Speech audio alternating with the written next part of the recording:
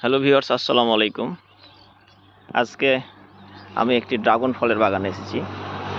আপনাদের একটা বিষয় আমি দেখাবো। ড্রাগন ফলের সারিগুলো জাস্ট লক্ষ্য করবেন। আমি যদি এই পাশ থেকে দাঁড়াই, ঠিক সোজা বরাবর প্রতিটা লাইন সোজা থাকবে। আবার যদি আমি এইদিকে কর্নারে থাকি তাও সোজা। যদি আমি আবার একটু সাইডে যাই, সেক্ষেত্রেও সারি থাকবে। এক কথায় আপনি যে অ্যাঙ্গেল থেকে দেখবেন প্রতিটা লাইন সারি থাকবে। এটা হচ্ছে এই যারা কৃষক, চাষি অর্থাৎ এবং এই ফল বাগানে যারা কাজ করে তাদের নিপুণ দক্ষতার কারণে এটা সম্ভব। যারা লেবার।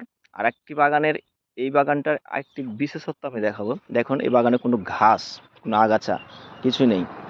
এবং আমি লক্ষ্য করেছি এই বাগানে কোনো সময় ঘাস মারা বিষ স্প্রে করা হয় না। সবগুলো কোদাল দিয়ে নিড়ানি দেওয়া হয় এবং বাগানটাকে একেবারে পরিষ্কার পরিচ্ছন্ন রাখা হয়।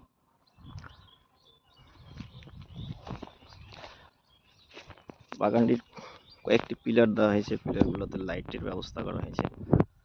নেক্সট টাইমে লাইটগুলো জ্বলবে রাতের বেলায়, এবং যখন কিছুদিন পরে ফুল আসবে ওই লাইটের আলোতে কিছু মৌমাছি আসবে, যেগুলো পরাগায়নের জন্য সহায়তা করবে এবং এই ড্রাগন ফলগুলো পরাগায়নের কারণে বেশি ফলন দেয়। ধন্যবাদ সবাইকে।